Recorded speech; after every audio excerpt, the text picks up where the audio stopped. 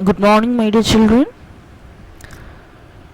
See, in this module, we'll discuss the rest of the problems that we have discussed in the last module related to rural development.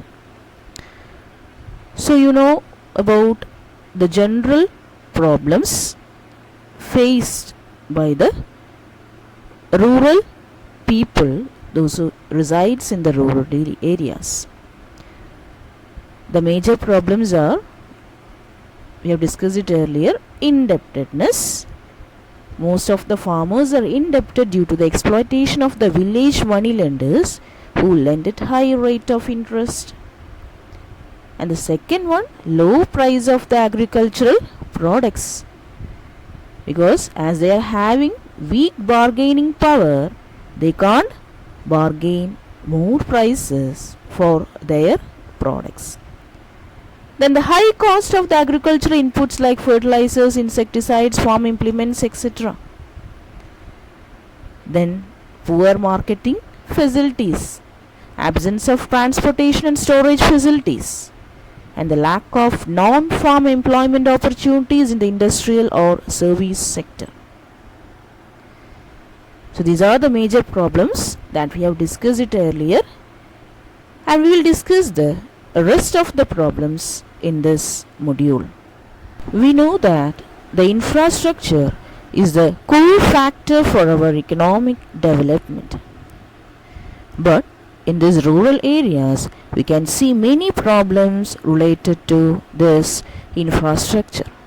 Poor infrastructural facilities like water, electricity, transport, educational institutions, communications, health, employment, storage facilities, these are all lacking in these rural areas. No inadequate that facilities are not provided. Regarding the water supply, the electricity, the transportation, whatever the products they have produced, enough transportation facilities are not provided for them to carry those goods to the market and to get fair prices for their products. And educational institutions, these children, those who reside in the remote areas, they are not having schooling facilities also. Nearby schools are not there and they cannot go to schools. Even the elementary education, they cannot fulfill it. Next is related to the communication facilities. Communication facilities are also not properly given in that area. No accessibility for this facilities also. And next is related to health, employment and the storage facilities. Most of them are engaged in the agricultural activities, as we know that not much skill is necessary for this performing agricultural activities. All are engaged in these agricultural activities because they are not having enough educational qualifications for doing activities in the manufacturing or in the service sector. So for this secondary as well as for the tertiary sectors, much educational qualifications are needed to perform such activities. Next, employment. Employment opportunities are also not there. They are all confined to this primary activities. The next is storage facilities. That is, as they are not having proper warehouses or the storage houses, whatever the products they produce, they have to sell at the low prices. So sometimes they have to sell all their products at losses also. And so these are all the main infrastructural problems related to this rural sectors. Next, we will discuss about the administrative problems related to this rural areas. We know that in these areas, political interference as well as it is more we can see in these areas. the political interference, as it is more in these areas, we can see more lobbies are also dominating in these places. The next one is lack of motivation and interest. Third point is unwillingness to work in villages. Fourth one is improper utilization of the budget. Fifth one is no proper monitoring of the programs and lack in their implementation. So that is, in these sectors, as they are not having proper educational qualifications, they ignore about the importance of the employment as well as the education. So not much motivation or interest is not there for them. Next is related to the leadership related problems. Leadership among the hands of inactive and incompetent people also leads to not progress in this rural areas. And the next problem is self-interest of the leaders. The third problem is the biased political will. So these are the three main problems related to the leadership.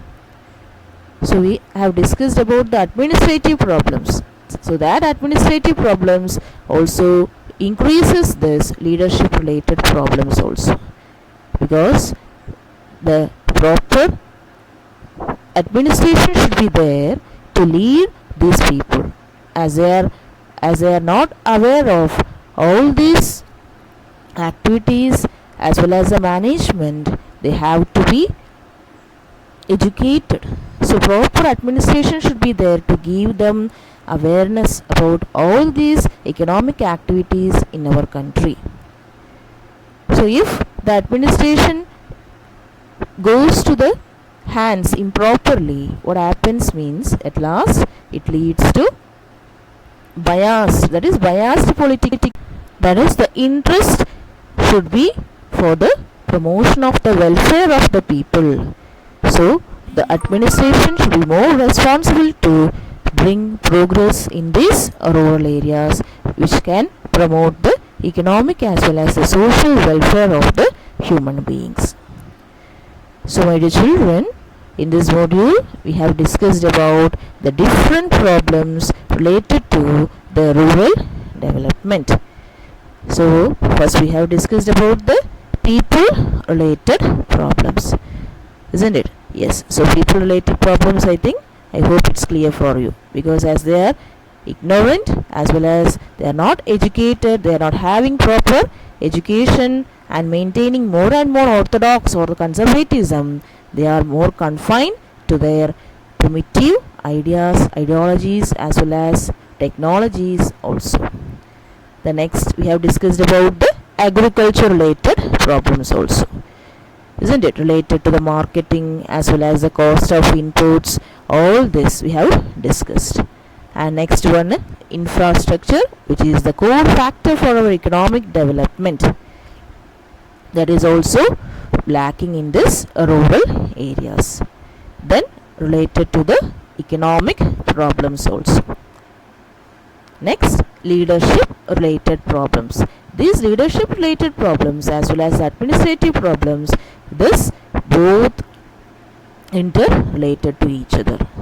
That is, if proper administration is not there, it leads to what? Yes, that progress will be retarded in that area. So my dear children, I hope so far what we have discussed about the problems of the rural development